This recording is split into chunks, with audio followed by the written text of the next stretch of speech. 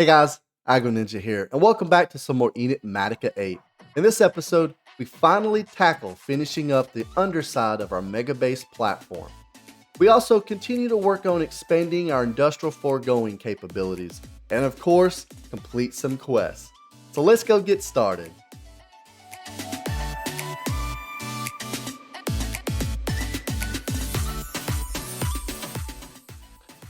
To get today's episode started, we're going to take a quick look around at what we've been working on since the past episode.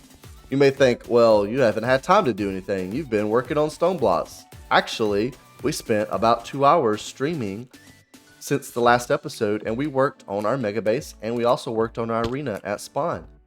And in that stream, we worked on what we talked about in the last episode. We expanded our latex setup, so we moved everything down 3 blocks, and we added one more to the end. So we now have 4 block placers with 3 fluid extractors, and they are fully upgraded and processing a ton of latex. And just to show you how much we have, since I set this up, we currently have 166,000 buckets in our system.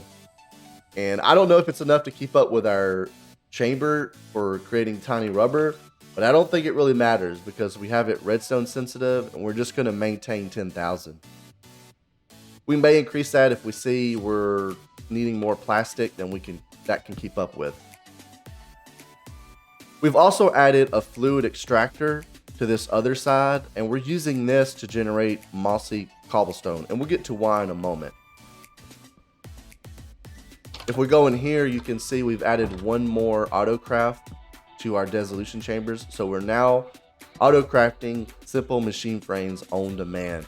So the next major task in today's episode for Industrial Foregoing is to set up a way to get pink slime. We need a pink slime farm so we can add some of the more advanced machine frames so we can build something else in Industrial Foregoing we haven't built. And we're going to try to get to that as well today.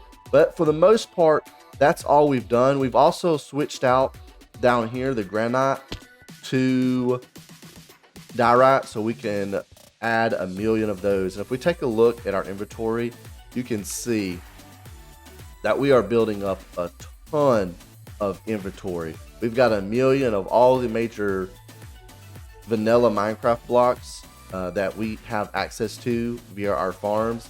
We've also switched our wood over from oak to acacia logs. So our tree farm is now doing acacia logs. We also crafted 10 more storage drives because we have about filled up our storage. So we're going to go ahead and add those real quick. I almost forgot about them. And I guess we did not craft those. So let's go ahead and craft 10 more because we are running low. So I did go ahead and build 10 more drives. So we'll go ahead and put these in our drive bay. And this should keep us going quite some time. We shouldn't need any more drives for a little while. I don't know, with the pace that I'm adding resources, we may need some more pretty soon. The only other thing that I've done is integrate water into our Applied Energistics system. So you'll see now that there is a cable going into the wall, and that's simply running over here to where we're generating all our water. We did add 2 more maxed out pumps from Mechanism, and we're using an import bus with maxed out acceleration cards to generate a significant amount of water. So we now have 2 primary water sources. We could either use our Applied Energistics system or we can use an inner tank, which also has 2 maxed out pumps providing it water. The only other thing that I've done was switch out all of our pyro cells to flux point. And I'm surprised I didn't already notice that and that they were even running over here because those were tied into our starter base, which isn't currently chunk loaded because we're not using it any longer. But we're going to go ahead and close this back up, and then we're going to head outside because that's pretty much all we've done. What we're going to do now is something I've been putting off, but I've been getting the resources together for, and that is finish the foundation of our mega base. So super fast build mode, initiate.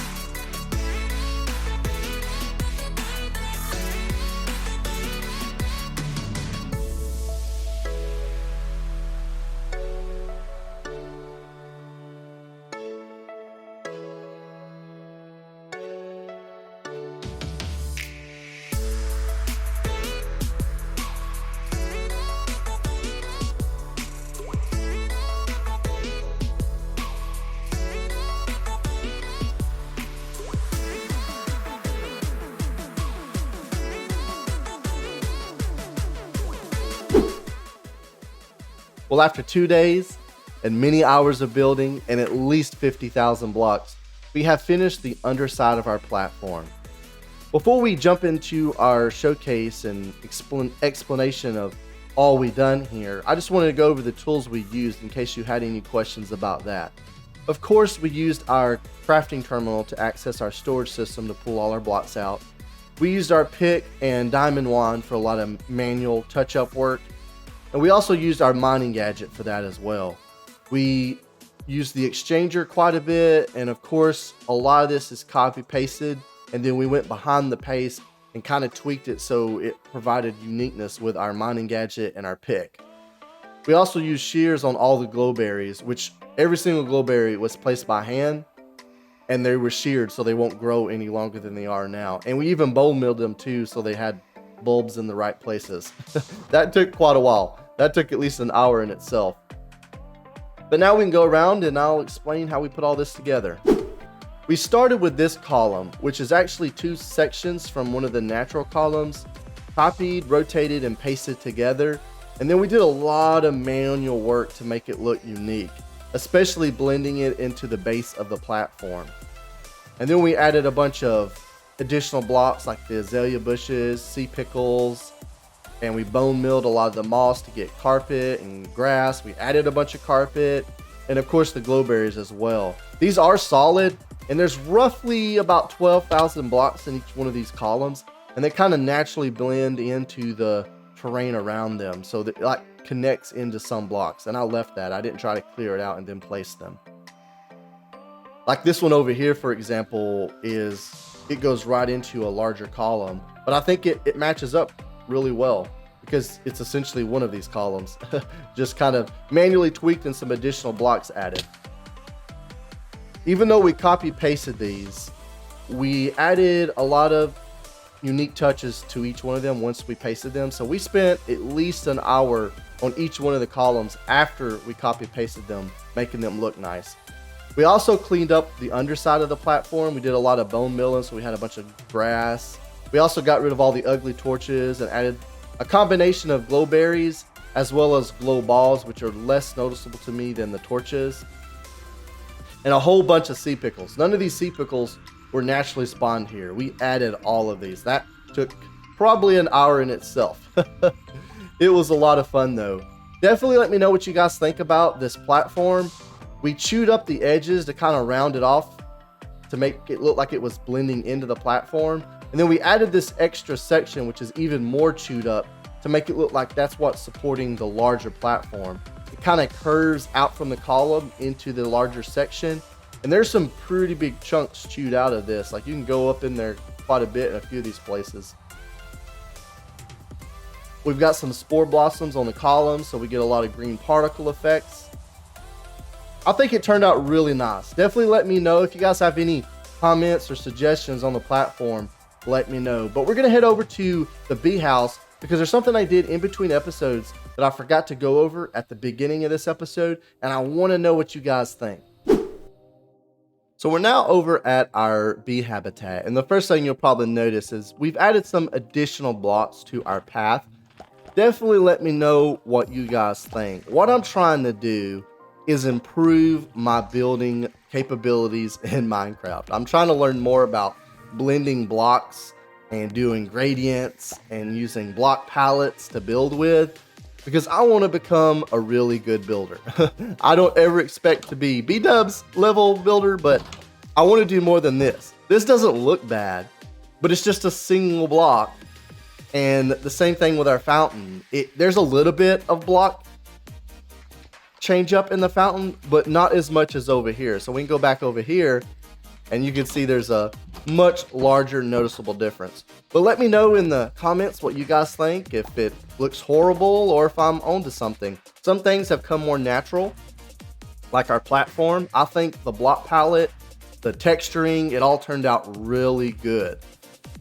The other thing I did add to the bee habitat is all these glass panes. It unintentionally actually turned out looking really cool, but the reason I added them was all of our bees were dying. We were down to just a handful of bees because they were flying into our fountain. So basically I learned that a water fountain and bees, they don't go together very well. But I've added all these panes, and they don't block the water fully, but it blocks the angles that they were flying into the water and dying. So they don't really fly directly into the water, but they were flying at these weird angles and getting in the water and then dying. But I just noticed one is stuck. So we're gonna try to let him out. Let's see if we can save this little guy. Fly on out of there, little guy. There we go. We are his savior. And I have been over here a few times, and the bee count, based off my calculations, is still just about where it was at. So we really haven't lost any. But we're going to head on up to the workshop and get on with the next project for today's episode. So what we're going to do now is move into the industrial foregoing part of this episode. And to do that, we're going to introduce our pink slime as well as these other two fluids that we have into our Applied Energistics system. And to do that, we're going to map these fluid cells so they're pre-formatted to only allow these 3 fluids. And that's how I've been managing fluids to keep them from filling up all our drives and having to redstone control them. I can just introduce more drives if we want. And I've been doing this already, but I don't know if I've actually showed me doing it on camera, so I thought I would do it. So we just need a bucket of one of those. And then we can go in here and right click 5 blocks because there is 5 types that can be stored on each one of these drives. And now that is partitioned, it will only allow pink slime onto it. And we can put our bucket of pink slime back in this tank, and then we can get a bucket of whatever that is, liquid meat. And we're going to add that to our system. And we need to do that with our cell workbench. So we're going to put another one of these. We're going to clear the pink slime and add the liquid meat. And now we have 2 that are mapped, and we'll do this last one. And these are all fluids we were getting from our industrial foregoing mob farms. So that's why we're getting them set up with our Applied Energistics system. So over the next couple episodes, as we build new farms permanently in our base, we have somewhere for all the fluids to go so we can stop using tanks. And for today, we have a few machines we're going to build, and we have 13 buckets worth of pink slime, which I think is going to be enough. So we'll put this liquid meat bucket back, and then we're going to get 1 bucket of the essence, and we're going to map that to this final drive.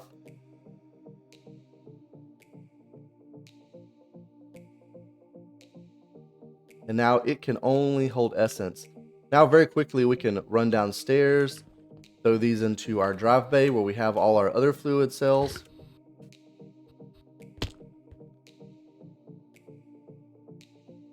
And now we can store those 3 types of fluids in our system. I have a few more components on us. What we're going to do now is get our wrench out of our backpack. We're going to pull this facade off. And of course it went somewhere. Let's right click, turn our magnet on. There we go. We got it back because we will need to put that back. And we're temporarily going to put an import bus right here on the front of this cable and fill it up with acceleration cards. And then we're going to take the time to drain all of these tanks into our system. So this might take a moment.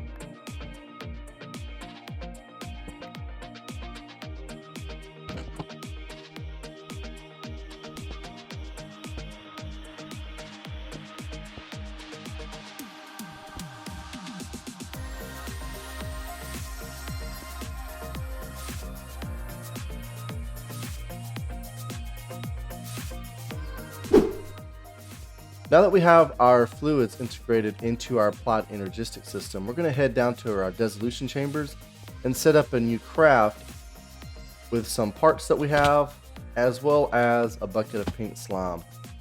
And most of these are being used. Let's use this one right here, since this is our creating our simple machine frames. We're going to use this one to create our advanced machine frames. And we're going to go in here and add a few things. So was it this one right here? Okay, yes. So our pattern provider, we're going to put in the pattern to produce an advanced machine frame. And then on the export bus, we're going to right click pink slime so it fills up with pink slime. And I guess we could go ahead, how many Excel cards are we putting on these? Well, that didn't have any.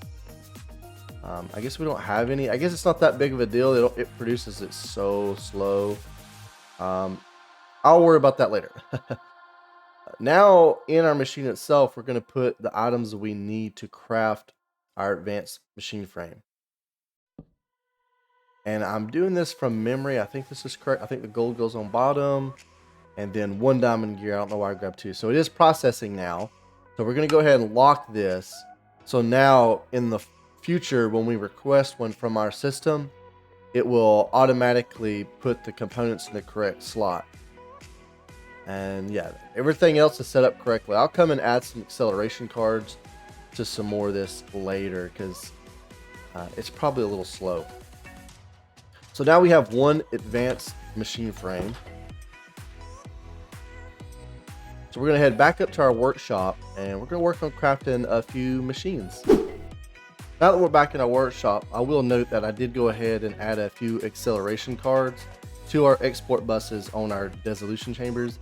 I also added tier 2 upgrades, or I should say add-on cards, to that additional chamber that we're using. Now we're going to go into our pattern access terminal, and we got 3 new patterns that we're going to add to our assemblers.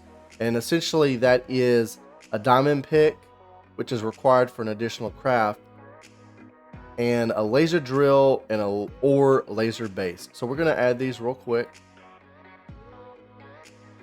And we're going to tell our system that we want 1 ore.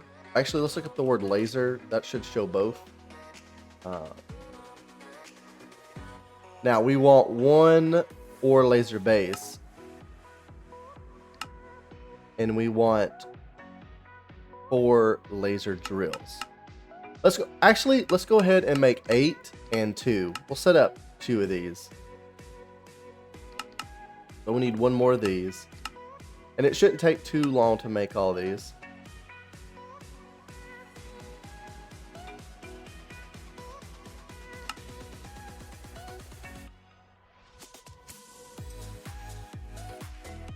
The biggest thing is waiting on our dissolution chambers to process the machine frames, because you got to do a simple one and then an advanced one. So there's the 8 laser drills. Now we just need the other. I may have requested the wrong thing. I did. Oh, no. Yes, I did. No problem. We can just do one real quick. And we'll wait for it to finish. It shouldn't take too long.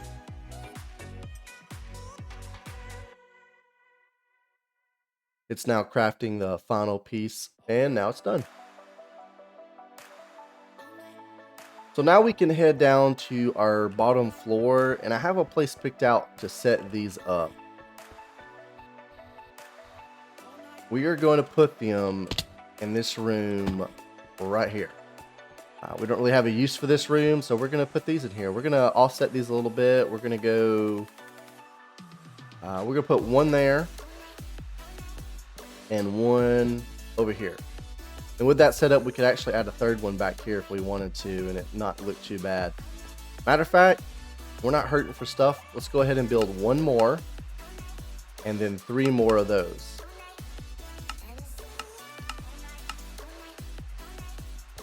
These will need to get powered, so we'll go ahead and build 3 flux points, or pull some out of our system if we happen to have some.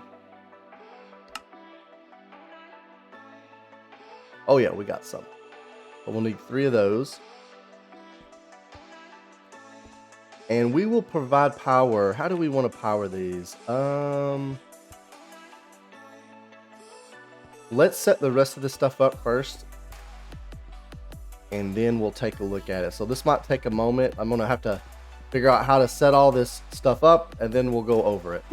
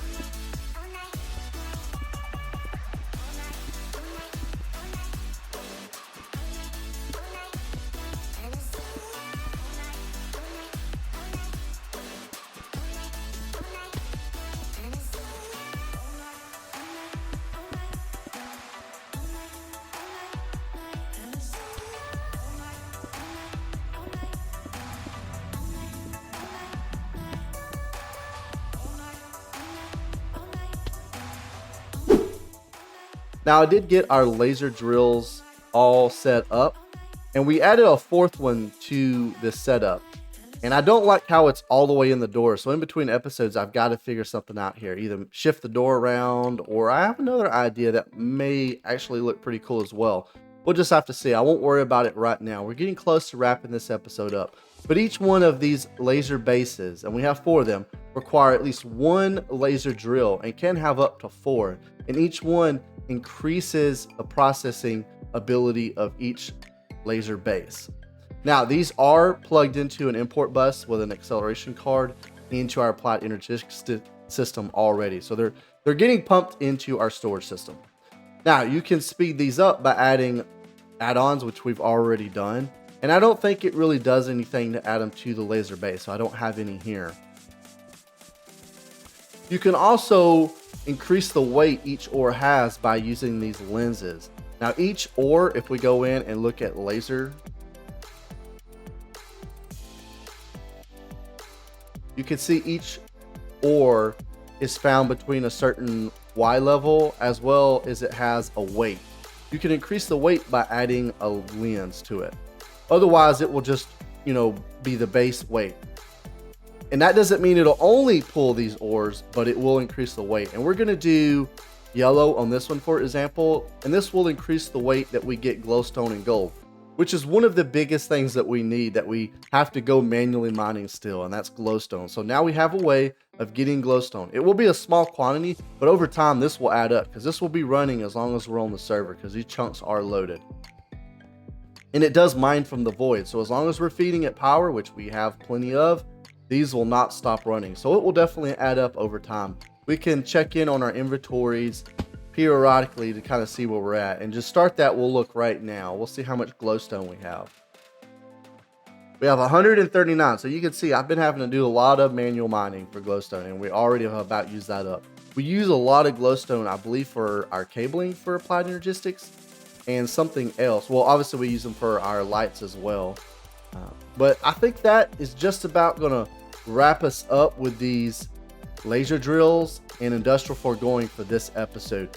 Unfortunately, this did not give us any additional quest awards, but we are about to go and complete at least 1, if not 2 quest lines to wrap this episode up. And if you guys have any questions about what we put together today, definitely drop a comment. If you have any feedback, or if I missed something, because the mod has changed quite a bit, definitely let me know that as well. But let's head up to our workshop and see how many quests we can wrap this episode up with.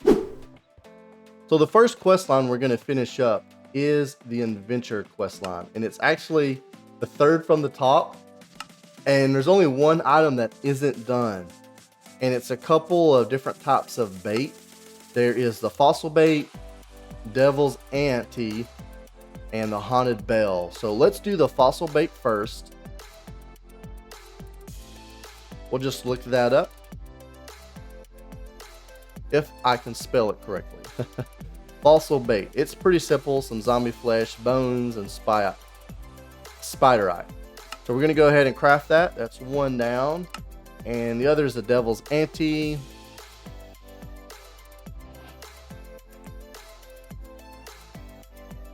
And that one is simply some netherrack, gold and diamonds, all stuff that we have readily available. And the last one is a haunted bell, which is some gold and soul sand.